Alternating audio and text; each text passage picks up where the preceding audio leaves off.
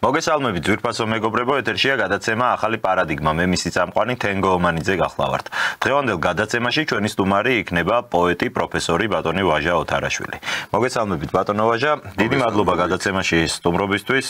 პირველი სტუმრობაა თქვენი აქ ჩემს ეთერში და იმედი მაქვს, რომ არაუკანასკნელი და ბევრჯერ გვექნება ამის შესაძლებლობა. მადლობა მოწვევისთვის.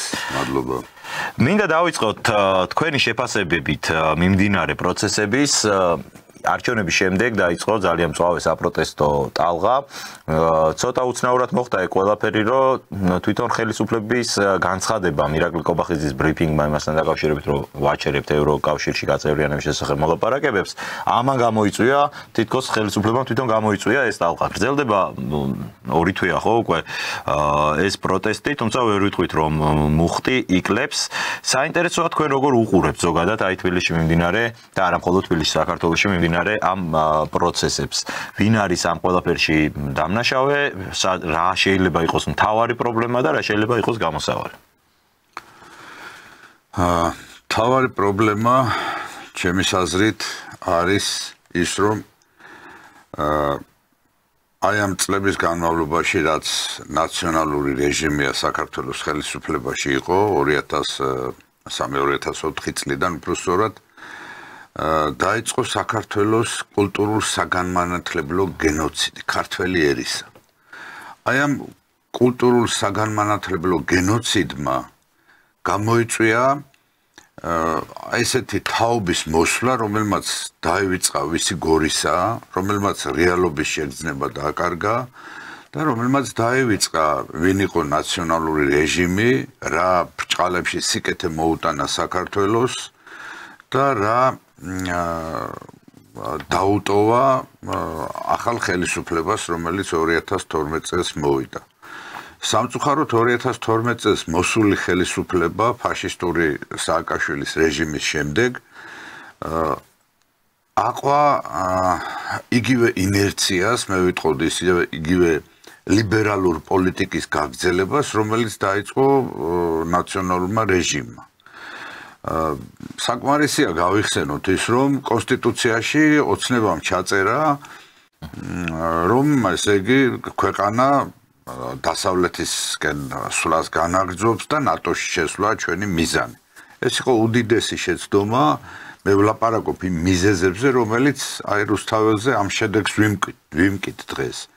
და არ უნდა დავივიწყოთ ის, რომ ანტიდისკრიმინაციული კანონიც ქართული ოცნების მიღებულია, იუვენალური იუსტიციის კანონიც ქართული ოცნების მიღებულია, მარიხუანის ლეგალიზებაც ქართული ოცნების ხელში მოხდა და აი მე ერთიანად აღვიქვავ, აი ესე რაღაც სისტემურად ერთიანად აღვიქვავ ამ პროცესს, ნაცქოცურ პროცესს, რომელიც სააკაშვილის ფაშისტურმა რეჟიმმა დაიწყო, გახსოვთ იქ უცხოეთიდან ინგლისური ენის მასწავლებლების შემოყვანა, რა მორალის ხალხი შემოიყვანა, კიდე ცალკე სალაპარაკო თემაა და რა პროცესები დაიწყო საგანმანათლებლო და კულტურის სფეროში.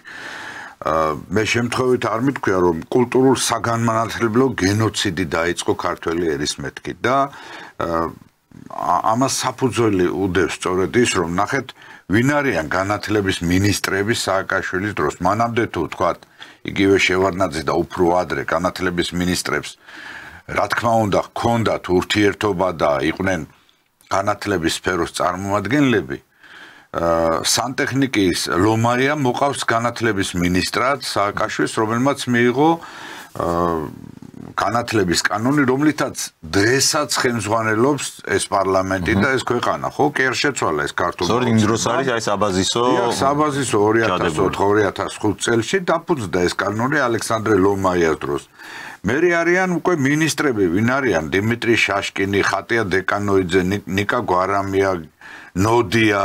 აი ეს ხალხი მარგველაშვილი, მერე ყოფილი პრეზიდენტი. დეკანოიძე იყო ხო განათლების მინისტრის, ეს არ მახსოვს. რა თქმა უნდა, ხატია დეკანოიძე და აი ეს ხალხი, რომელიც დღეს რუსთაველზე გამოდის და გვიკიჟინებს და რაღაცა დემოკრატიის შუქურებს გვინთებს, ეს ხალხი იყო, რომელმაც გამოზარდა ეს თაობა. ანუ განათლების სახელმწიფო პოლიტიკა გამოზარდა ეს ხალხი. ჩვენ ვიცით, რომ ილიანოვი ასევე სასოფლო-სამეურნეო ინსტიტუტი რომელიც ერთლარად გადასცეს ბენდუკიძეს ხო ეს ჩვენი წინაპრების აშენებული და ისა აი ამან გამოიწვია ეს ყველაფერი რომ მოვიდა თაობა რომელმაც დაკარგა გრძნობა ეროვნულობისა საქართველოს სიყვარული მათ გონიათ რომ ესე იგი დასავლეთშია ჩვენი ბედნიერება ეომებიან ეკლესიას მართლმადიდებლურ ეკლესიას და ამავე დროს ყველაზე ცუდი რაც ხდება ის რომ ქართულმა ოცნებამ არ შეცვალა საგარეო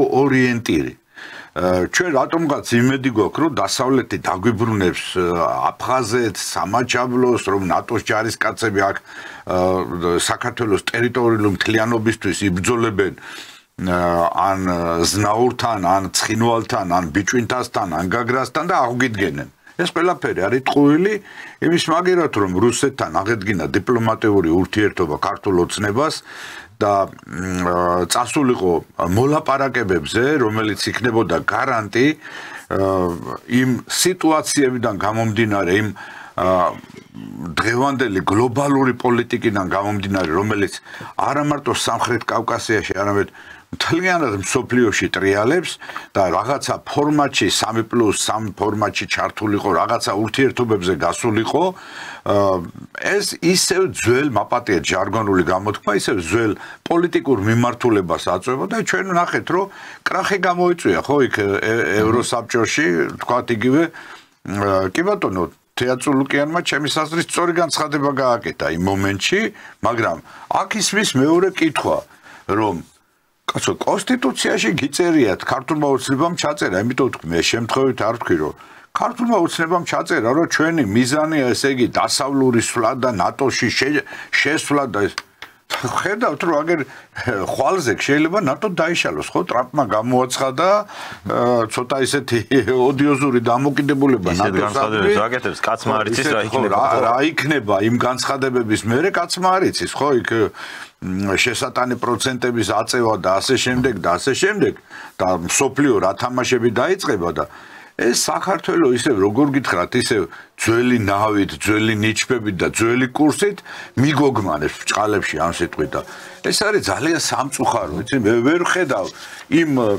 ჩვენი ხელისუფლებიდან იმ ნოვაციურ მიდგომებს, რაც დღეს მსოფლიოში ტრიალებს, იმ მსოფლიო პოლიტიკურ პარადიგმების ჭრილში, რაც დღეს ჩვენ არა მარტო ამ რეგიონში, არამედ მთლიანად აზიაში, რაც ევროპაში ტრიალებს, რაც ტრამპის განცხადებებმა გამოიწვია უკვე პირველი ძვრები, ამას ჩვენი ხელისუფლება რაღაცნაირად ინერტულად უყურებს და ისევ თავისი ჩვეული იცი რა ჩვენი სვლა დემოკრატიული დასავლეთისკენ დააკეთ და აი ეს ყველაფერი მე ღიმილს ვგრივ სიმწრის ღიმილს იმიტომ რომ ფაქტიურად ხედავთ რომ დასავლეთი ამ დესტრუქციულ ძალებს აფინანსებს საქართველოში და ხდება აი გამოქვეყნდა რამდენიმე ათეული თუ ასეული სტუდენტის სია ვისაც აფინანსებენ ვისაც იქ ზოგს ვალი ქონდა ზოგს ბინისქირა გადასახდელი ზოგს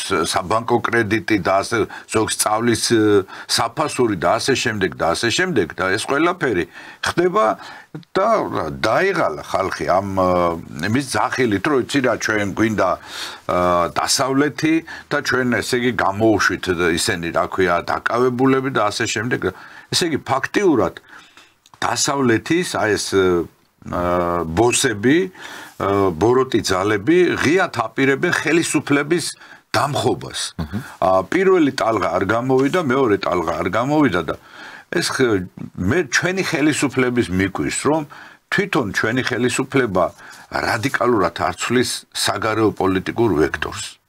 აი მე მათ ადგილზე მაგალითად პირდაპირ ვაცხადებ რუსეთთან აქტიურ პოლიტიკურ დიალოგზე წავიდოდი, დიპლომატიური ურთიერთობის აღდგენაზე წავიდოდი და თუნდაც ის რომ აცხადებს დასავლეთი რომ მე არ ვცნობ ამ ხელისუფლებას ნახეთ ბელორუსიის ლიდერმა როგორ შესანიშნავად უპასუხა ხო ეხლა მე რომ არ ვცნობ ტრამპის არჩევნები იქ რამე შეიცვლებაო ანუ ფეხებზე მკიდიხართ, ნუცნობთო რა. აი ეს პოზიცია არის. სიტყვას ეგრევე ვთქვა, ფიცავ რომ ოდნავადაც არ მაინტერესებს ევროკავშირის კი, ზუსტად ეგრევე ვთქვა. ფორმებში ვთქვი ეს ყველაფერი და შენ თუ ღირსეული ქვეყანა ხარ, ხო და ღირსეული წარსულის და ისტორიის და კულტურის ქვეყანა ხარ, უდიდესი, მე რა რომ მცირე ხარ ტერიტორიით და მოსახლეობით, უდიდესი კულტურის და სულიერების ერი ხარ, ხო, რომელსაც სოფლიო კაცობრიობის საგანძურში უდიდესი წვლილი გაქვს შეტანილი. შენც ასე ღირსეულად მოიქეცი, კაცო. იმ ევროპელ პედარასტებს რო ელაპარაკები და აქ რო ჩამოდიან გათხოვილი კაცები და ქათმები, არა? შენ ადექი და შენი რაინდული სულით დახვდი ამათ და ღიად თქვი ყველაფერი რომ ძაღლს იყოს თქვენის მკვდრისა და მე ამ გზაზე ვერ ვივლი. ჩემი ქვეყანა დაიღუპება ბატონებო. ამიტომაც მე ახლა ის განცხადება კიდე ერთხელ ვაცხადებ. თეატრ ლუკიანის ის განცხადება მომეწონა რომ წვეთობ და კი ბატონო. საერთოდ არ ვიღებთ მონაწილეობას. ამას უნდა მოყვეს რა? კონსტიტუციაში სასწრაფო ცვლილება რომელიც არ მახსოვს 2016-ში თუ 17-ში მიიღეს ესა 16-ში აუცილებლად ცვლილება რომ ამოიღონ ეს დასავლური კურსი და იქითკენ სვლა და ნაკუთოვსკენ საქართველოს გადაარჩინა ოფლისკენ სვლა. ჩვენ ვართ ღვთისმშობლის წილხვედრი ქვეყანა, უდიდესი წმინდანების ქვეყანა. ამიტომაც ჩვენი საფიცარი ვერ იქნება ვერც როთი და მაგნაირი ქართმები რა. არასდროს ესეთი მიმართულების საქართველოს არ ყოფილა. აი მაჰმადიანური იმპერიების ალყაში მყოფი საქართველოს არასდროს ასეთ ქცევაზე არ მიდიოდა. მიუხედავად იმისა, რომ ეს იმპერიები თავს ახვევდნენ თრიაქის პოლიტიკას საქართველოს. იგივე ნარკომანიის პოლიტიკას, იგივე ძალიან ბევრი მე სხვადასხვა ეთერში მაქვს ნათქვამი მამათმავლობის და ასე შემდეგ. საქართველოს ამ გზაზე არ მიდიოდა ბატონებო. საქართველოს ერთგული იყო ქრისტეს რჯულისა, მაცხოვრის რჯულისა. ამიტომაც ეს უნდა იყოს ჩვენი ამოსავალი წერტილი. ანუ რითაც აქამდე მოაღწია ჩვენმა ქვეყანამ, ჩვენმა დალოცვილმა სამშობლომ, იმ გზით უნდა ვიაროთ. და რა ის რომ ჩვენ ვართ ჩვენი მიზანია ნატოში შესვლა და აქ დასავლეთსკენ სვლა. საქართველოს ისტორიაში თემგო ვერ ვნახავთ ერთ-ერთ მონაკვეთს, რომ ევროპა დახმარებოდეს საქართველოს და საქართველოს ისტორიაში ამითი რაიმე ცვლილებები მომხდარიყოს. პირიქით, მე არ მინდა ახლა შორეულ წარსულში და იმებში წასვლა, თქვათ მაინც და მაინც ოსმალეთის და ირანის და ეს ბრძოლების გახსენება 1918 წელი ტრაპიზონის ხელშეკრულება. ვინ დაეხმარა, ესე იგი ინგლისი უდგია მხარში იმ დროინდელ თურქეთს და შემოდის ესე იგი თურქეთი და აგერ სადღაც აბასთუმანიდან 2 კილომეტრზე საზღვარს ავლებს. და ბათუმი და ის რო არა მე თქვათ იგივე მაზნიაშვილის გმირობა და ის ბათუმს ვერ დავებრუნებდით ხო 21 წელს. აი სადამოიღო ხმა მე მახსენდება მაგაზე ლიბერალებს აქვთ არგუმენტი დიდგორის ბრძოლა და 200 ფრანკი მეომარი რომელიც ლეგენდად არის ქცეული საქართველოში რა თურმე გვეხმარებოდნენ მაშინ 200 რაინდი გამოგვიგზავნეს. იცით რა საქართველოს ქართველები 200 კი არა ალბათ 20,000 და მეტი ქრისტეს საფლავის დასაცავად იერუსალიმში შედიოდნენ და ქრისტეს აი ყველა ის ეკლესია ეს იქნება ჯვრის მონასტერი, ეს იქნება მთავარანგელოზის, ეს იქნება ბეთლემი თუ გეცამ, ყველა აბსოლუტურად ფაქტიურად იყო ქართველების აგებული და ქართველები პატრონობდნენ ამ მონაწილეობა ძალიან დიდი. კი, ძალიან დიდი. ახლა პეტრე იბერიდან დაწყებული 411-491 წლები, ხო? პეტრე იბერიდან დაწყებული. პეტრე იბერმა დაუდო საფუძველი ქრისტიანული ეკლესიების საერთოდ მშენებლობას. ახლა რაზეა ლაპარაკი და შემდეგ ნუ კაი გადმოვიდეთ აქეთ ახლა ჯვრის მონასტერი, თუნდაც იგივე მე-17 საუკუნეში რო აღორძინდა ნიკიფორე ირბახი იყო მისი იღუმენი მთავარი წინამძღვარი ხო 1636-1648 წლებში.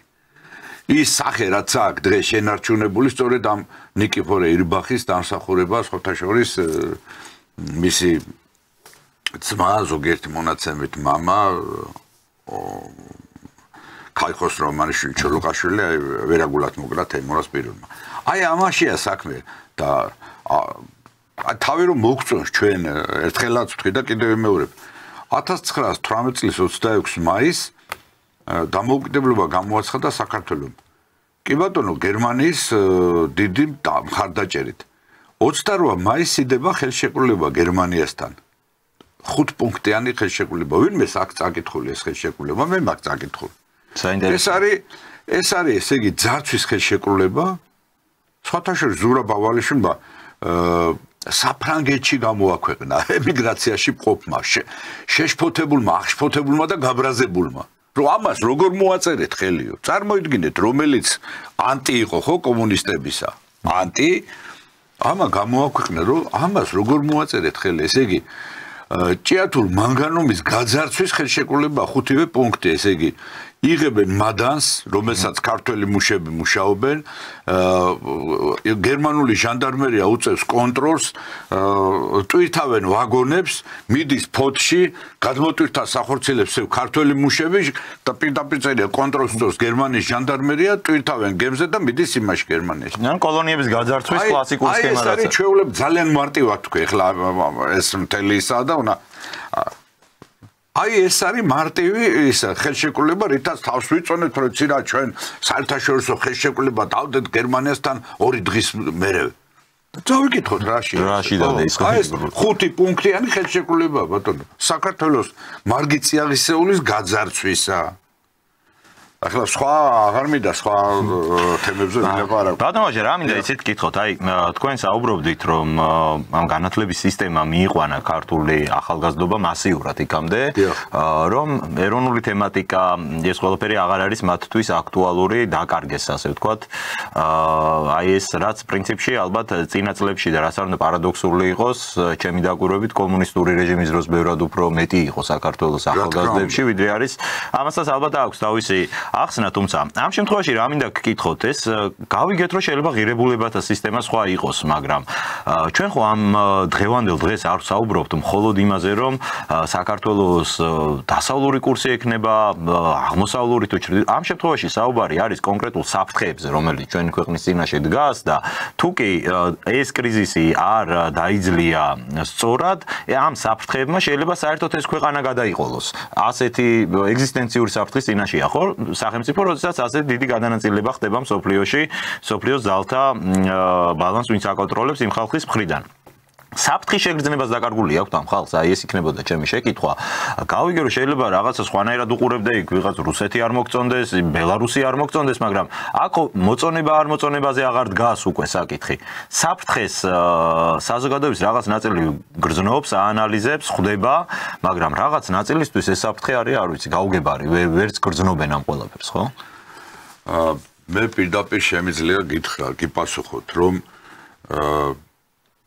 რომ არა რუსეთის ფაქტორი ალბათ თურქეთის იმპერია 24 საათში წაიღებდა აჭარასაც გურიის ნაწილსაც და სამცხე-ჯავახეთის ნაწილსაც თუ მეც არა ამდენად ეს საფრთხე ეს ისტორიული საფრთხე სამხრეთიდან ყოველთვის არსებობს ჩვენ არ უნდა დავივიწყოთ რომ თურქეთს 34% აქვს ჩვენი ისტორიული მიწა-წყლისა წაგვრილი და ეს ჩვენმა წინაპრებმა ძალიან კარგად იცოდნენ სხვათა შორის და მთელი ჩვენი ისტორია ბრძოლისა არის სწორედ ამ მაჰმადიანურ იმპერიებთან ირანის და ოსმალეთის იმპერიების წინააღმდეგ მთელი ჩვენი ისტორია დაწყებული დიდ თურქობიდან 1068 წლიდან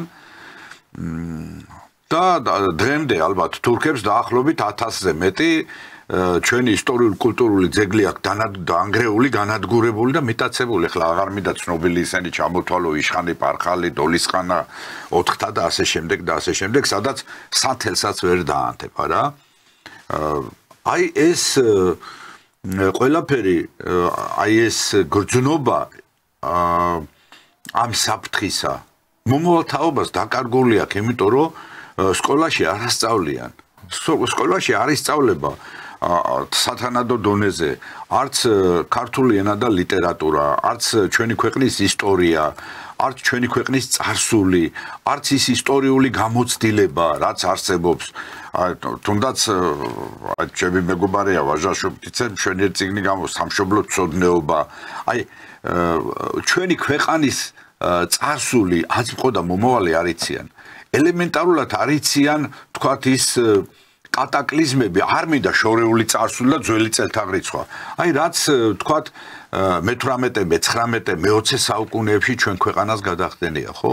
ის საზაო ხელშეკრულებები, რომელშიც საქართველოს ტერიტორიებს ისე ინაწილებდნენ, რომ ჩვენ არც გვეკითხებოდნენ. ისე ინაწილებდნენ დიდი იმპერიები, ეს იქნებოდა ოტომანთა იმპერია, ეს იქნებოდა დიდი ბრიტანეთი, ეს იქნებოდა საფრანგეთი, გერმანია, რუსეთი, რომ ჩვენ არც გვეკითხებოდნენ. და დღეს ამ საფრთხის წინაშე ვართ ჩვენ. და სამწუხაროდ ჩვენი განათლების სისტემა მომავალ თაობას უშვებს, რომელმაც არაფერი არ იცის თავისი ქვეყნის გარშემო. არც მსოფლიოს ისტორია არ იცის. ეხლა მე ისეთი მაგალითები წამოვიღე, აი მაგალითად და რატო? აი მაგალითად მესამე კლასის მათემატიკის წიგნი, რომელსაც აწერია მოსწავლის წიგნი. უпростоრად მეორე კლასის, მეორე ნაწილი.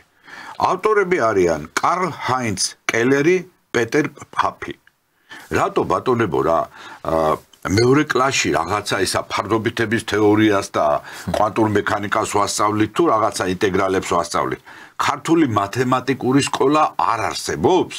მეორე კლასის მასალაზეა საუბარი. მეორე კლასის მასალა ქართულმა ავტორმა დაწეროს და გერმანული მხრიდან ეიბე მეიერი, ჰენ კუხინკე, პოფერი და ასე შემდეგ და რაღაცა შეპუსტიპ ენი და რაღაცა ის გერმანული სენი არ ჩავრთათ აქა?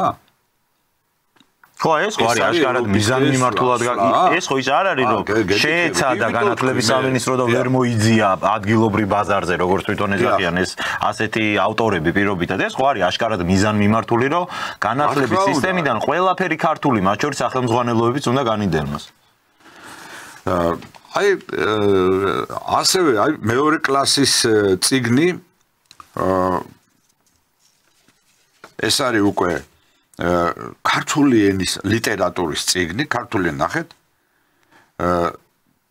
იტალიელი ავტორი დონალდ ბისეტი. მე ამ ავტორებთან არაფერი ის არ აქვს ახლა რაღაცა საწინააღმდეგო, მაგრამ ჩემ ქართულ სკოლაში მეორე კლასის წიგნში რატო უნდა იყოს? აი წაგიკითხავთ. ერთხელ დაიკარგა შშშშ.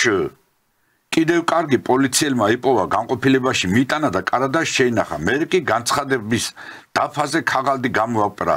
ნაპოვნია ესა და ესო და რაღაცა ნუ აი შშშ და რაღაცა ესე და შემდეგ მოდის აი მოდი რიცხვები მოვიგონოთ 3-ჯერ 2 მოგეპარა ღორი 3-ჯერ 6 ლომზე შეგვსვი 3-ჯერ 8 ჯინსი გაგერღვა და წარმოიდგინეთ ამას სასწავლია სკოლაში ეს სერიოზულად სახელმძღვანელოდან არის ამოწმებული შეხლა უყურეთ 1-კა 2-კა 3-კა ფისუნა ხილბანს წაიკრავს ერთუნია, ორუნია, სამუნია, მოთხუნულას თამუნია,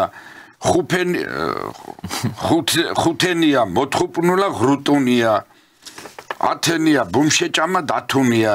Ვითომ თამაშამაში თრო ასე.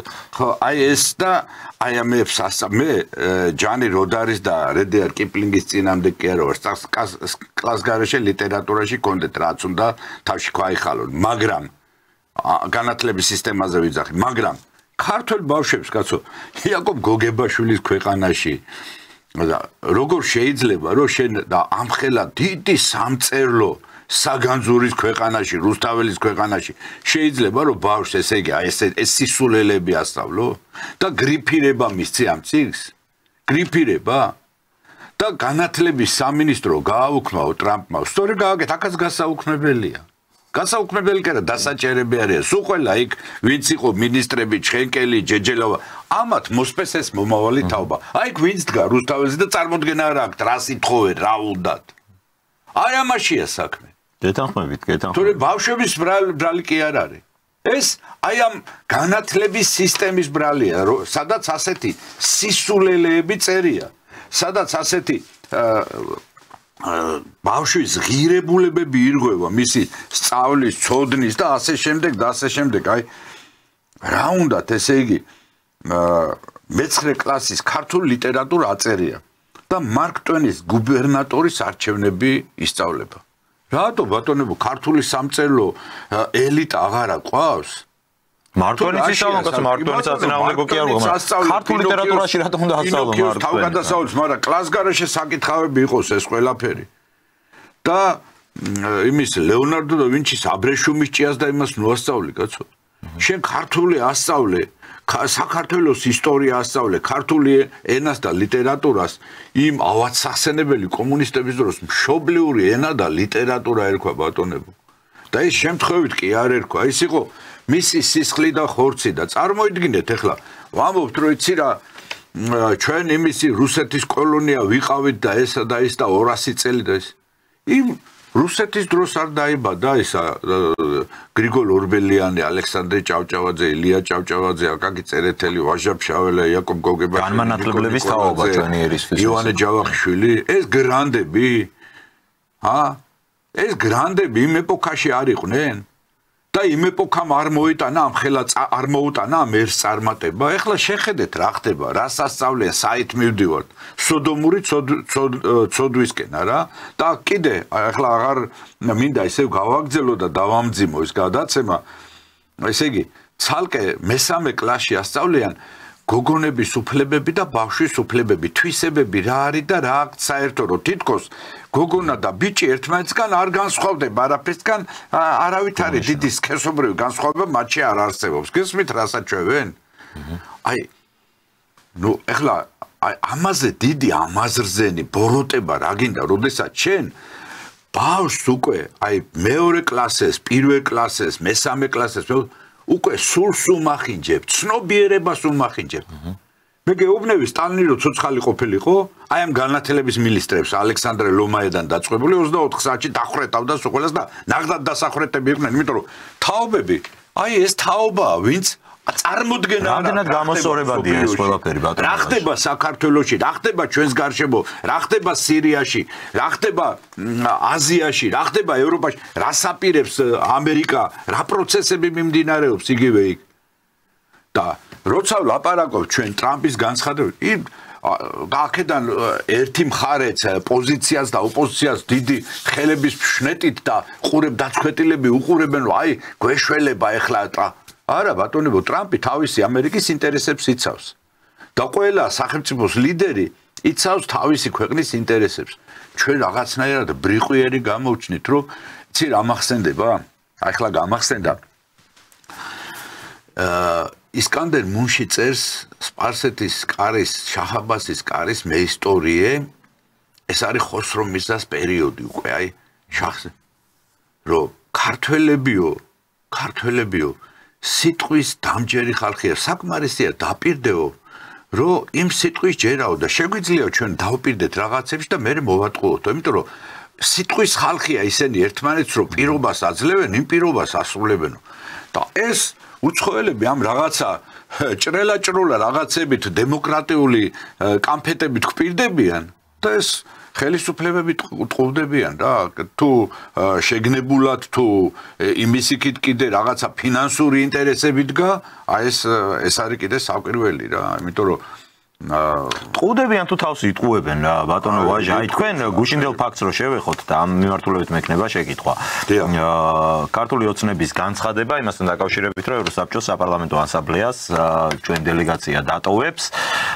ერთის მხრივ აქეთ მხარეს, ჩვენს მხარეს ყოველ შემთხვევაში ყველასთვის ეს იყო აღქმული როგორც ძალიან ღირსეული გადაწყვეტილება იმ დამამცირებელი დამოკიდებულების შემდეგ, რაც ჩვენ ევროსაბჭოში ჩვენი დელეგაციის მიმართ ვნახეთ და ერთის მხრივ ეს სავსებით გასაგებია დღეს, მაგრამ საქმე რო აქამდე მივიდა, აი ჩვენ საუბრობთ რომ განათლების სისტემის კრახია ეს ყველაფერი რაც რუსთაველზე ხდება.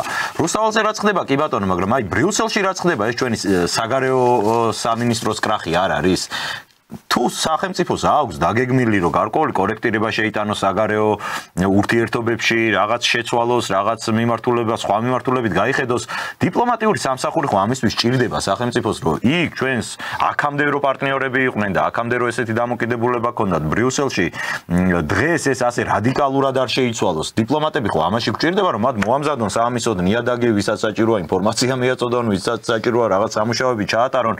ის რომ საქართველოს დღეს არის არის მე მესმის ის მომენტი სავსებით რომ დასავლეთის მხრიდან ეს არის უსინდისო დამოკიდებულება ჩვენი ქვეყნის მიმართ რომ 30 წელი მართლა შენს ილუზიებს მოყვებით და ეხლა დღეს გვეუბნები რომ რა ირანში რატო ჩავიდა შენი პრემიერი და ამის გამო სტრატეგიულ პარტნიორობას გიჩერებ ეს არის უსინდისო დამოკიდებულება მაგრამ დიპლომატიური სამსახურიც ხო ალბათ იმისთვის გვჭირდება რომ ამდენი ვერ უნდა გვაკადრონ და ვერ უნდა გაგვიბედონ მთელი ეს პერიოდი მე ვფიქრობ რომ არანაკლები დანაშაული რაც არის განათლების სამინისტროსი და ამ მიმართულების ასევე არის საგარეო მიმართულებას ერთ-ერთი მთავარი კრახი აბსოლუტურად გეთანხმები იმიტომ რომ ჩვენი საგარეო საქმეთა სამინისტროს საქმიანობა ვერავითარ კრიტიკას ვერ უძლებს და აი ესეთი შემთხვევითი პიროვნებები განაგებენ ამ ხელა სამინისტროს რომლებიც მერე ხან გადაუდგებიან ამ ხელისუფლებას და მოწინააღმდეგე ბანაკში გადადიან და საერთოდ ოდიოზური პიროვნებებით არის დაკომპლექტებული ეს საგარეო საქმეთა სამინისტრო ბუნებრივია რომ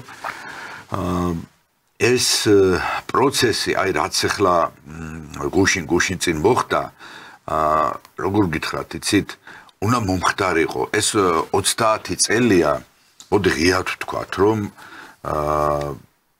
93-94 წლებიდან 95 წლიდან ფაქტიურად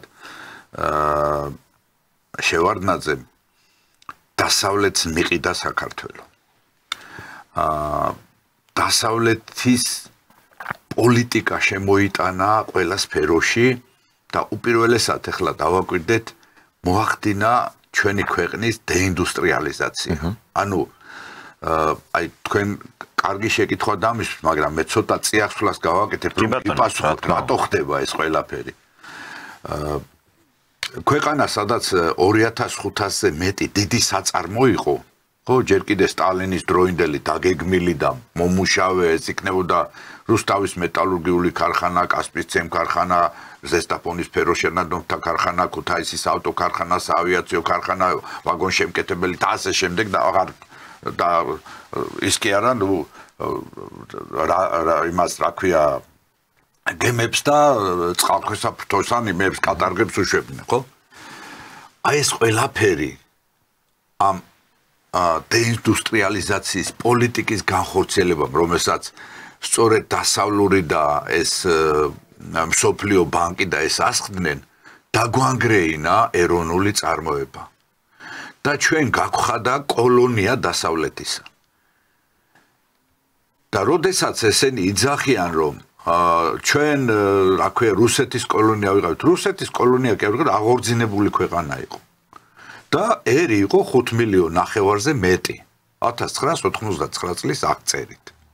დღეს 2 მილიონ ნახევარი აღარ არის და სადღაც 2 მილიონზე მეტი არის საზღვარგარეთ ემიგრაციაში გაქცეული.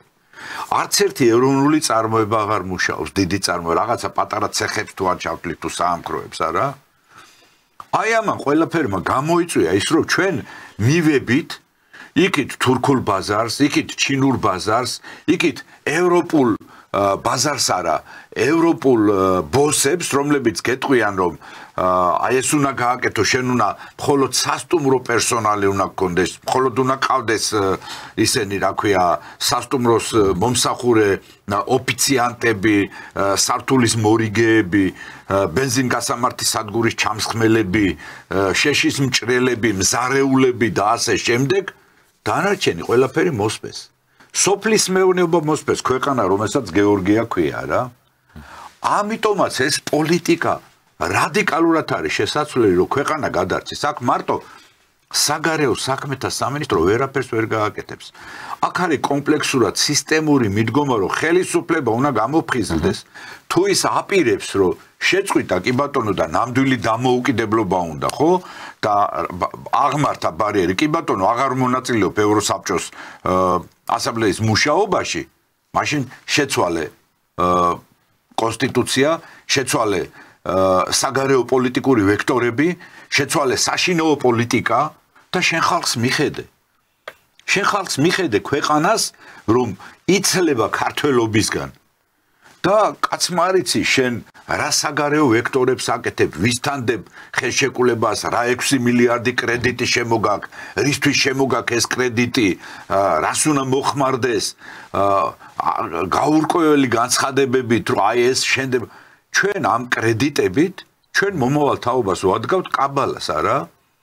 და ჩვენ ხედავთ რომ ჩვენი ტერიტორიული მთლიანობა კი არა ჩვენი აი თქვენ სწორი ბრძანდეთ უსაფრთხოება არის აი როგორ იმყიფე იცით ვერ წარმოიდგენთ რა და ვინმეს არ ეგონოს კიდე ერთხელ ვიმეორებ რომ ჩვენ რო ვიღაცამ შემოგვიტიოს დასავლეთი და ევროსაბჭო თუ ევროკავშირი თუ ევროპარლამენტი თუ ის შეიძლება მარტო შეშფოთება გამოთქვან და რაღაცა მოჩვენებითი ცრემლი ჩამოვარონ შეიძლება არც ის და ამის მაგალითი 2008 წელი გვაქვს ეს ამ ქვეყანას ვერ უშველის ბატონებო ტყუილია კიდე ერთხელ ვაცხადებ საქართველოს თავისი საგარეო პოლიტიკური ვექტორი თუ არ შეცვალა რუსეთის მიმართულებით არ აღადგინა დიპლომატიური ურთიერთობა რუსეთთან თუ არ დაიწყო დიალოგი რუსეთის უმაღლეს დიპლომატიურ წრეებთან პოლიტიკურ წრეებთან არაფერი არ ეშველება ამ ქვეყანას არა ამის გამოცდილებას და ამის თქმის საფუძველს მაძლევს მე ისტორია ჩვენი ისტორიული წარსული რომელიც ძალიან ღრმად მაქვს გაანალიზებული ნებისმიერ ის ზავები რომელიც 1695 წლიდან 1953-55 წლამდე იდებოდა ევროპის ქვეყნებსა და ოტომანთა იმპერიებს და იმას შორის ყველაფერი არის აბსოლუტურად შესწავლილი და ზედაპირზე სად ერთი მაგალითი მითხრან გნებავთ დიპლომატებმა, გნებავთ პოლიტიკოსებმა, გნებავთ ისტორიკოსებმა, რომ დასავლეთი დაეხმარა საქართველოს. ეს არის ტყუილი. ეს არის ტყუილი აბსოლუტურად და ჩვენ თუ არ გავასწორეთ ეს ვექტორი და სასწრაფოდ არ აღვადგინეთ მოსკოვთან ურთიერთობა და ვიძახეთ ნატო, ევროპა გვინდა, ამ ხალხს ატყუებენ, იმიტომ რომ ხალხს გონია ევროპაში შევალ და მე მექნება 3000 евро ხელფასები. ის რა ქვია, პენსია, ტყუილია ეს ყველაფერი. ეს არის კიდე დიდი ტყუილი აი ამ ლიდერებისა, რომლებიც იქ ჩავიდნენ ევროსაბჭოში და ჯერ ერთი რო გაიძახის ეს ქართული ოცნება, ამდენ ეს არის კოჰაბიტაციის შედეგი. რატო არ იჭერს ამ ხალხს? რატო არ იჭერს ამ ხალხს? ეს ხო არის ანტისახელმწიფოებრივი ქმედება რა. კარდაკარ დადიან და შენი ქვეყნის საწინააღმდეგო საქმეს აკეთებენ. მე და შენ რო წავიდეთ ეხლა და ესე გავაკეთოთ არ დაგვიჭერენ? არ გაგვაფრთხილებენ?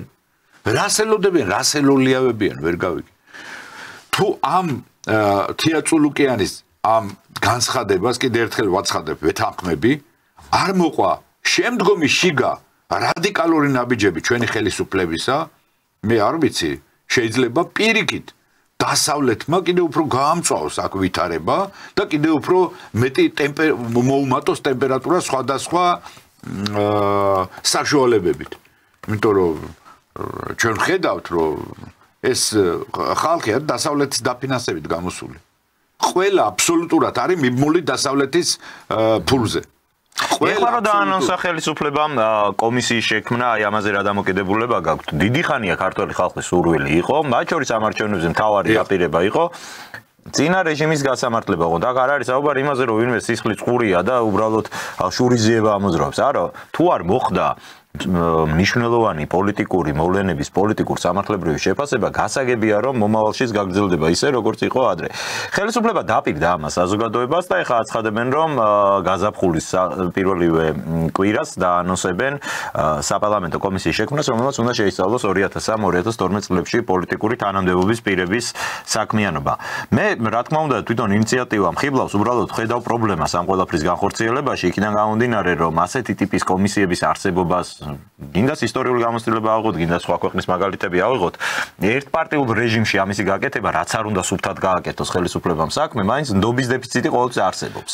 რა აქვს ხელისუფლებას თქვენი აზრით გასაკეთებელი იმისთვის, რომ ნდობა ამ პროცესის მიმართ გაზარდოს საზოგადოების თვალში, იმიტომ რომ აღარ იყოს მე სალაპარაკო, რომ ეს რაღაც პოლიტიკური ანგარიშსწორება კი არ არის, მართლა სამართლის აღდგენა არის, ეს რომ დაიჯერონ საქართველოს მოქალაქეებმა, აი რა უნდა მოიმოქმედოს ამისთვის ხელისუფლება?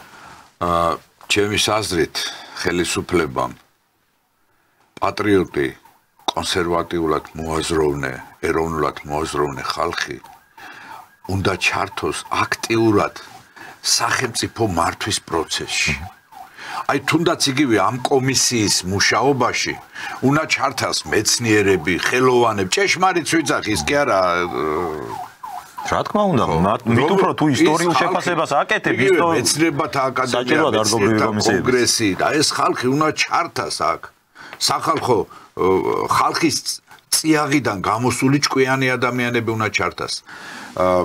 იცით რას უყურებთ ჩვენ რომ ქართული ოცნება ესაც ჩაკეტილი სეგმენტი და ეს ნაციონალური ხროვაც არის ჩაკეტილი სეგმენტი, რომლებიც ერთმანეთს ასაზრდოებენ და წურბილებით წოვენ ერთმანეთის სისხლს და ბოლოს ყველა ორივე საქართველოს სისხლს წოვს ქართველი ერის.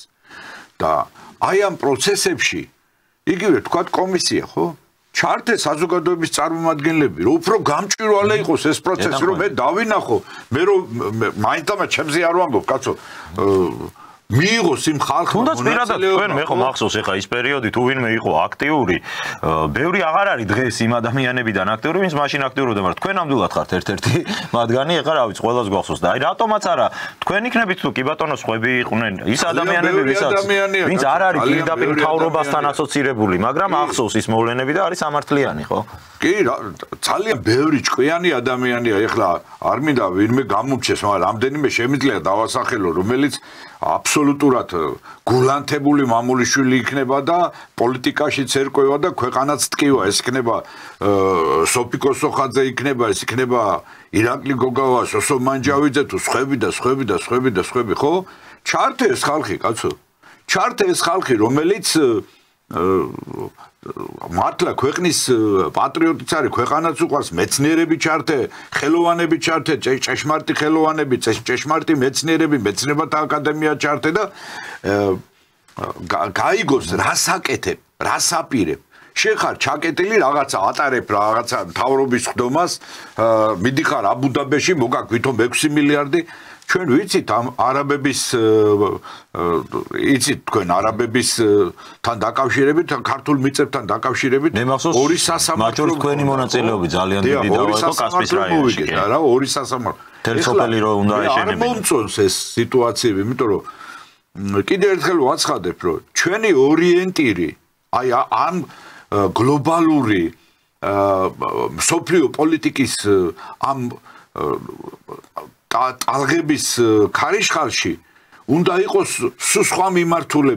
სხვა მიმართულებით უნდა იყოს წარმართული და არა რაღაცა სხვადასხვა ისეთი სამხრეთული ვექტორები მარტო როცა მთლიანად გამორიცხული გვაქვს ჩვენ ჩრდილოეთის ვექტორი როდესაც მთლიანად გამორიცხულია რუსეთთან ურთიერთობა როგორ გვინდა ჩვენ დავიბრუნოთ აფხაზეთი როგორ გვინდა რომ სამაჩაბლო და ეს ერთიანი საქართველოს აღვადგინოთ თუ რუსეთთან არ გვექნება დიალოგია რა და ეს ხალხი ხო აი კითხვა დასვით თქვენ მშვენიერი კითხვა ხო ამდენი ხანია ქართული ოცნება არის კოჰაბიტაციაში ნაციონალურ რეჟიმთან იმ ლიდერებში რომლებიც რუსთაველზე არიან ყოფილი ოცნების წევრები რამდენი არის ალბათ უმრავლესობა მათი არის იგივე ეს რა ქვია ვაიგა თავდაცვის მინისტრი თინა ხიდაშელი თავის დოლიძიან მოადგილიანად რომლებიც პირველი დამნაშავეები არიან ქართული ჯარის დამგრევები და ისინი ხო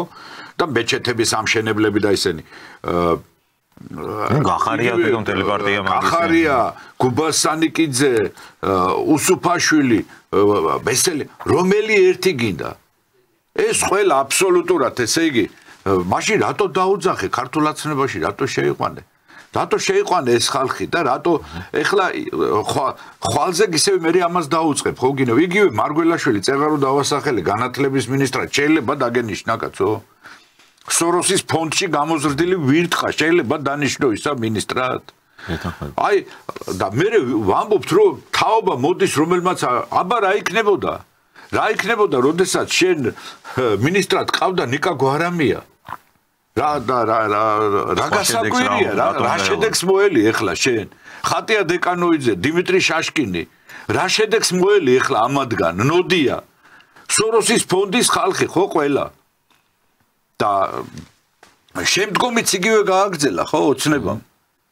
იმიტომ დავასახელე ეხლა ეს ისა მარგველაშვილი მე მან სანიკიძე მოიყვანა თავისი ახლობელი და ასე შემდეგ და სად მივყევართ ამას ყველაფერს არა ჩხენკელი ვინ იყო იგივე სოროსის ფონდიდან არ მოვიდა განათლების მინისტრი და აი ამ თაობის სულია დამახინჯებული მე მტკივა ეს თაობა ნიშნის მოგებით კი არ ვამბობ მტკივა ეს თაობა რომელმაც რომელიც რეალობას მოკლებულია იმ სოფლიო პოლიტიკურ ძვრებს რაც ხდება სოფლიოში მოკლებულია რეალობის აღქმას და რაღაცა სისულელეს გაიძახის ჩვენ გვინდა ევროპა და შემოხვეული დროში ესე იგი ჩვენ ძლივს მოვიშორეთ მოსკოვის უღელი და ეხლა ესე იგი ხრებზე შემოხვეული გვაქვს ლურჯი დროშა და ჩვენი ხელით ვიდგავთ ამ იმას უღელს დასავლეთის კი ამას უჭერს მხარს საზოგადოების ნაწილი და ვართ აბარა ვართ დასავლეთის კოლონია ვართ აბარა ხარ ესე იგი იქიდან თიც გიქნევენ ისე კაი განცხადება გააკეთა თეატროლოგერმა კაცო 800,000 რა ქვია 1,200,000-მა კაცმა დაგვიჭირა ხარ განსხვავება არის ამ ხელა ხო ეხლა 3 ხმა რო იყოს სხვაობა და 10 ხმა და 300 ხმა სხვა გეუბნება რომ 300,000 ხმა და ამდენი 1000 ხმა და ისა როგორ შეიძლება ამის გაყალბება ხო თუმცა აქ მეორე მომენტია ქართული ოცნების დანაშაულისა რომ მიკითხებოდეთ რა და ის რომ ეროვნული ძალები არ მიუშვა ხელისუფლებაში ეროვნული კონსერვატიულად მოაზროვნე ძალები არ მიუშვა ხელისუფლებაში და ჩაკეტა ეს ყველაფერი და ხელი შეუწყო პირიქით სწორედ ასეთი ძალების მოსვლას როგორც არის ნაციონალური რეჟიმი და მისი ნაბარტყები ესე იგი ისინი ერთმანეთის საზრდოობენ და აი ამან გამოიწვია ეს ყველაფერი რომ დღეს აი ეს პროცესებია საქართველოში რომელმაც დაღალა საზოგადოება იცი მართლა დამღლელია ეს ყველაფერი და ამაზრზენია ეს ქვეყანას სიკეთეს არ მოუტანს მე არ ვიცი ახლა რას ფიქრობს ხელისუფლება ამის თაობაზე აი ბატონო ვაჟა საგარეო პოლიტიკურ კურსთან დაკავშირებით მინდა რომ ვისაუბროთ თქვენ ბრძანეთ რომ პრობლემა ხელისუფლების მდგომარეობს სწორედ იმაში რომ ის არაპირებს ნუ ყოველ შემთხვევაში არ არის აშკარა ნიშნები საგარეო პოლიტიკური კურსის ცვლილების მეორეს მხრივ რუსთაველზე საპროტესტო ჩეკრებილი ხალხი სწორედ ამას ზდებს ბრალად ქართულ ოცნებას მათ აბრალებენ რომ ის არის რუსეთის მარიონეტი ხელისუფლება ასრულებს რუსულ დაკვეთას და დასავლეთიდან რაც ევლაკრულად გვესმის ეს უკავშირდება სწორედ ქართული ოცნება ითვალისწინებსო ზედმეტად რუსეთის ინტერესებს თქვენი აზრით რეალურად რა ხდება აქ ამ მიმართულებით ქართულ ოცნებას ვერ ვიტყვით რომ აქვს იგივე კურსი რაც ქონდა მაგალითად 2-3 წლის წინ მაგრამ მეორე მხრივ შეუძლებელია რომ თქვენი აზრიც არ გავიზიაროთ რომ რაიმე აშკარა ნიშანი რომ აპირებდეს ეს ხალხი ან რუსეთთან რაიმე დიპლომატიური ურთიერთობების აღდგენას ან ამ მიმართულებით ნაბიჯების გადადგმას ჯერჯერობით სამწუხაროდ არ ჩანს არსებობს ასეთი მათ შორის 3+3 ფორმატი ჩვენს რეგიონში სადაც მხოლოდ რუსეთი არ მონაწილეობს კავკასიის აბსოლუტურად ყველა სახელმწიფო. როგორ ფიქრობთ? ჩვენს გარდა.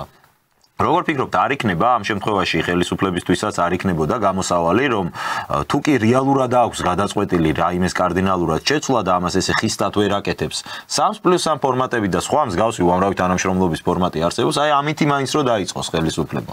კი ბატონო, მე წეღანაც ვახსენე, რომ ძალიან დადებითი მოვლენა იქნებოდა მეთქი, რომ 3+3 ფორმატში ჩართულიყო საქართველოც.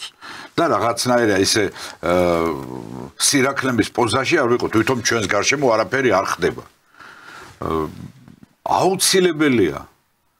აუცილებელი და საჭიროა თენგო. იმიტომ რომ თუ ჩვენ აი ეს პროცესი ასეთნაირად გავაგრძელებთ, ნახეთ რა ხდება. დასავლეთი გეუბნება, ხო?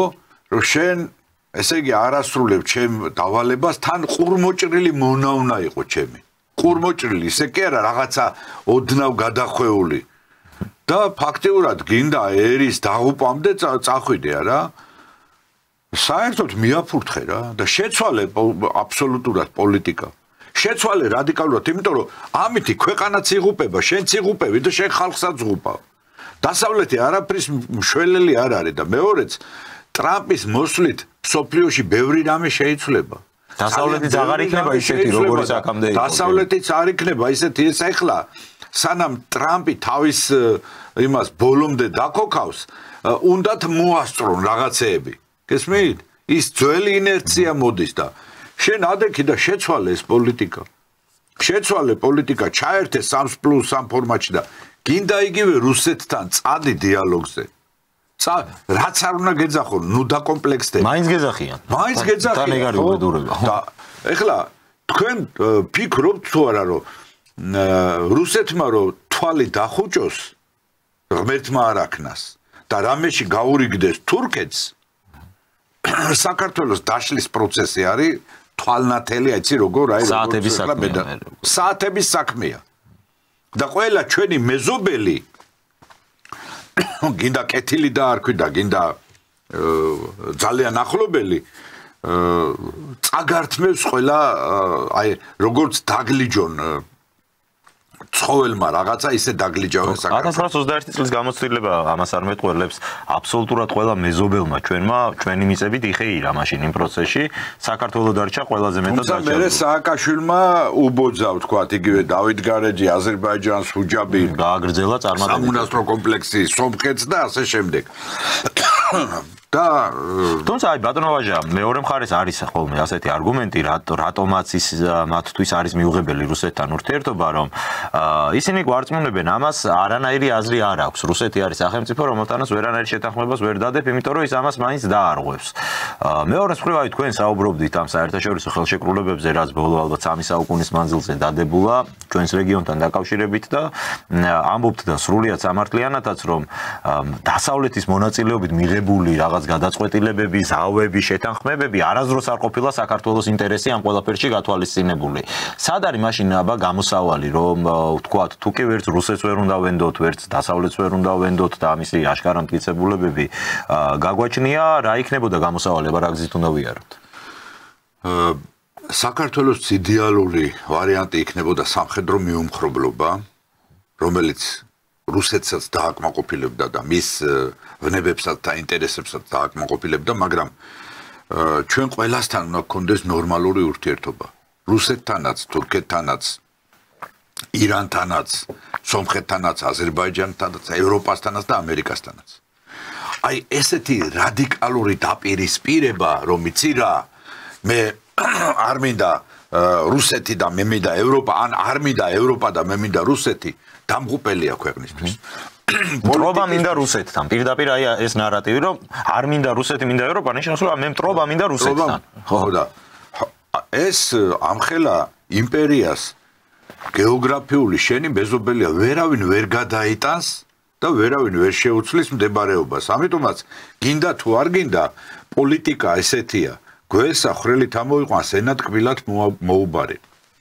ჩვენმა წინაპრებმა ეს იცოდნენ და აი ამ სიბრძნით ძალიან ბევრჯერ იგივე გიორგი ბრწყინვალის პოლიტიკა, ხო? მონღოლებთან მიმართებაში, რომელმაც დაახლოებით 30 წელი საქართველოში მშვიდობად დაამყარა. მიუხედავად იმისა, რომ გარშემო ამ მონღოლებმა გადათელეს იგივე რუსები, ცხების და ასე შემდეგ, საქართველოში შედარებითი სიმშვიდე იყო და ქვეყანა აღორძინდა. ეს იყო სწორედ პოლიტიკური მოქნილობა ჩვენი მეფეებისა. და აი ეს პოლიტიკური მოქნილობა და ქვეყნის სიყვარული აკლია დღევანდელ ხელისუფლებას სამწუხაროდ.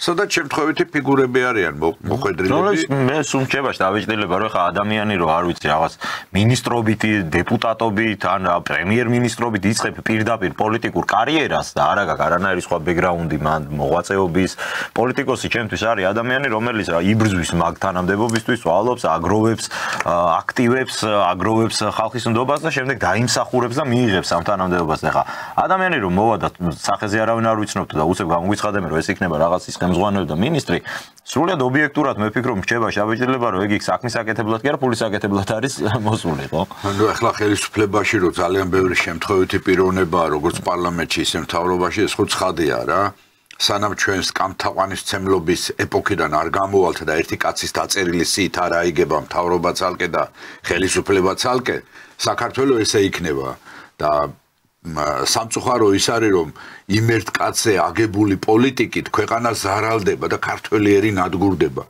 ჩემი ქართველი ერი ნადგურდება. ამაზეა ლაპარაკი, თორე მე არც ქოცი მაინტერესებს, არც ნაცი მაინტერესებს. მე აქ ახლა ერის კუთხით უყურებ. კაი ლაპარაკობ ჩვენ ათასნაირი უფლებების დაცვაზე. ქართველი ერის ღირსებას, ქართველი ერის უფლებას ვინიცავს. ქართველი ერის უფლებაზე ვინმე ლაპარაკობს, ერი რომელიც მცირდება, რომლის დემოგრაფიული სიტუაცია არის კატასტროფული. ეხლა კიდგა რუსთაველზე ქართველობა, მაგრამ გაიარეთ დღე აბა ერთი ქართველს ნახავ რუსთაველზე? გაიარეთ ქუჩებში უკვე რა ხდება, რა სიტუაცია. ანუ დღევანდელმა ხელისუფლებამ, ისევე როგორც სააკაშვილის ფაშისტურმა რეჟიმმა აიძულა საქართველოდან ქართველები განდევნილიყვნენ, გაქცეულიყვნენ და თავისი სამშობლო მიეტოვებინათ. ამას აკეთებს ნაციც და ქოცით. ჩემთვის ეს ორივე ერთი და იგივე ქართველი ერის მტერია, როგორ გითხრათ. ქართველი ერის მტერი არის, რომელმაც არც საგარეო პოლიტიკა შეცვალა, არც საშინაო პოლიტიკა შეცვალა, რომელმაც გააგრძელა 30 წლის წინ ავი კურსი და მოღალატური კურსი შევარდნაძისა და მისი ლეკვები აგრძელებენ დღესაც ამ პოლიტიკას. საქართველოს დეინდუსტრიალიზაციის, კოლონიად ყოფნის, დასავლეთის და ასე შემდეგ. ჩვენ არ უნდა ეს კურსი დაღუპავს ერს. ნახეთ დემოგრაფიული სიტუაცია. მე პროფესორი ვარ და შევდივარ ლექციაზე, კი ბატონო. ქართველ სტუდენტთა ოდენობა მცირდება უმაღლეს სასწავლებლებში კატასტროფულად. მარტო ქუჩებში კი არ ჩანს ესა. ყველგან ჩანს უკვე, ხო? ელემენტარულად აი ეს ტაქსები რომ არის გამოძახებით, ტაქსები. აი ეს თეთრი ტაქსი თუ სხვა კი ბატონო. ნახევარზე მეტი არის ზოგი ირანელია, ზოგი არაბია, ზოგი სინგაპურელია და ვერ გაიგებ ვის ქართული არიციან. აი ის რომ დააქვს საკურიერო მომსახურებაში ნახევარზე მეტი ეგენი. ნახევარზე მეტი ისინი არიან, უცხოელები არიან. ქართველები არ არიან დასაქმებული და ნახეთ რა ხდება, ქართველს აღრჩობენ, ესე იგი ქართველი კაცი, რომელიც თქვა აი მე ბევრი შემთხვევა მოქალაქეობის მიღება უნდა, ხო? არ აძლევენ მოქალაქეობას. ჯო იმ არაბს როგორ აძლევენ სამ დღეში მოქალაქეობას, საქართველოს მოქალაქეობას რა. იმ არას ეპირათიც ის საქართველოს ისტორია, ვეფხის ტყაოსანი და ისა რა ქვია, ვეფხის და მოყვის ბალა და აი ესეთი ლაფსუსები, ესე იგი იუსტიციის სამინისტრო კიდე ცალკე მაფია, ისე როგორც განათლების სამინისტრო ცალკე მაფია. ეხლა არ შემიძლია არ ვახსენო მე აი ისტორიული სოფელია ლამისყანა და მთხოვეს ახლა რომ მოვდიოდი მისმა მცხოვრებლებმა.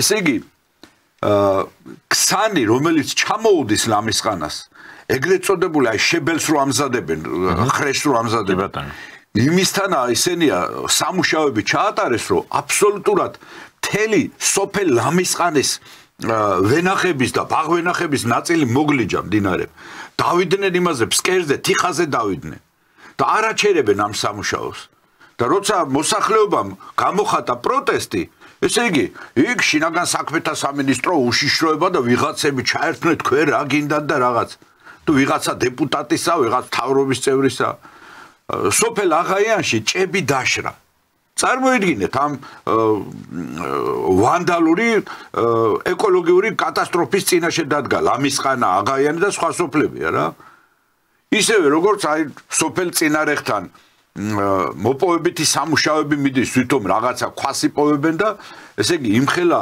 ღრმულები და ისენია წყლით სავსე სკოლის მაღლა კაცო კი ბატონო ეკოლოგია გადათელოს ეს ის აი ეს შიგა პოლიტიკა გარე პოლიტიკა ყველაფერი არის ერთმანეთთან აწყობილი დაკავშირებული და თქვენ რომ ბრძანეთ ეხლა მართალი თქვით შემთხვევითი ხალხია იმ თავრობაში შემთხვევითი ხალხია იმ პარლამენტში არასტკივად საქართველოს არასტკივად ჩვენი სამშობლო არასტკივად ჩვენი მამული და ჩვენი ერი და ეს ხალხია რა აბსოლუტურად არის გასაყრელი მაგრამ უბედურება ის არის რომ აი ეს რუსთავეზე ვინც დგანან კაი ეს რო გაყარო ვინ გინდა ნაცი გინდა მოიყვანო ისე გვარამია გინდა მელია გინდა და ესენი გინდა მოიყვანო რა ქვია ხატია დეკანოიძეები და ეგენი აი ამაზეა ლაპარაკი ორ ცეცხლშუა ქვეყანა ჩავარდნილი კი ბატონო აი ეს ყველაფერი აი ამ პროცესამდე მიიყვანა ქართულმა ოცნებამ თორე ქართულ ოცნებას შეეძლო რომ აბსოლუტურად როგორი იმედებით შეხვდა 2012 წელს ქართველი ხალხი რომ დაელაგებინა ყველაფერი და არ გვინდა ბატონებო არც დასავლეთის კოლონია ვიყოთ არც რუსეთის არც თურქეთის და არავისი ვიყოთ დამოუკიდებლები ჩვენი ღირსება შევინარჩუნოთ ჩვენ ეს შეგვიძლია და ხელისუფლებამ იზრუნოს თავის ერზე იზრუნოს ის კი არ გაუჭიროს ქართველ ადამიანს ცხოვრების პირობები და ჯარიმებით კი არ ამოხადოს სული და ისეთი კანონების მიღებით რომელიც ანადგურებს ქვეყანას ნახეთ მომავალი თაობა ან არის განარკომანებული ამ ნარკომანიის ლეგალიზების გამო ან არის ესე იგი ამ ღამის კლუბებმა აბსოლუტურად ფაქტიურად მორალურად მოსპო ახალგაზრდობა და განათლების სისტემა თქვით კი ბატონო მე-11 კლასში აღარ დადიან ბავშვები სკოლაში რა ფაქტიურად ყვილაა ეს მთლიანად არის შესაძლებელი სისტემა და მე ხლა არ ვიცი შეიძლება ძალიან ისეთი მუქი სურათი დავხატე ჩვენი ქვეყნის მდგომარეობის მაგრამ ორი ვექტორი, მე ვფიქრობ, ორი ვექტორი აუცილებელი, რომელიც უნდა შეიცვალოს, რომ ჩვენმა მომავალმა თაობამ ნორმალურად იფუნქციონოს. პირველი, საგარეო ვექტორი, აბსოლუტურად აუცილებლად რუსეთთან დიპლომატიური ურთიერთობა და მაღალ პოლიტიკურ ძრებთან დიალოგის სასწრაფო დაწყება და მეორე განათლების სისტემის შეცვლა, რომ შეწყდეს კულტურულ საგანმანათლებლო გენოციდი ქართველი ერის. ქართველი ერის, იმიტომ რომ მოდის მომავალი თაობა, რომელსაც დაავიწყეს ვისი გორისა. აი ეს ორი მომენტი და ის რომ სოფლის მეურნეობის სუბსიდირება უნდა მოახდინოს ხელისუფლებამ, რომ არ დაცარიელდეს ჩვენი სოფლები, არც მთაში და არც ბარში. აი ეს სამი მდგენელი ჩემის აზრით, რომელიც აუცილებელია და ოპერატიულად გასაკეთებელია. დიდი მადლობა. კიდევ ერთხელ ვაცხადებ, მე ჩემი სამშობლოს სიყვარულიდან გამოვდივარ და არა რომელიმე პოლიტიკური პარტიის სიმპათიიდან. დიდი მადლობა ბატონო ვაჟა, მადლობა მინდა გადაგიხადოთ სტუმრობისთვის და ძალიან საინტერესო ანალიზისთვის და საუბრისთვის, ყოველთვის დიდი სიამოვნებაა თქვენთან საუბარი ეთერში და იმედი მაქვს რომ კიდევ არაერთხელ გვექნება ამისი შესაძლებლობა. დიდი მადლობა. შეგახსენებთ რომ პოეტი პროფესორი ბატონი ვაჟა ოთარაშვილი იყო ჩვენი გადაცემის სტუმარი, იმედი მაქვს მოგეწონათ ჩვენი საუბარი. მე ხვალამდე დაგემშვიდობებით, კარგად სანდებოდეთ.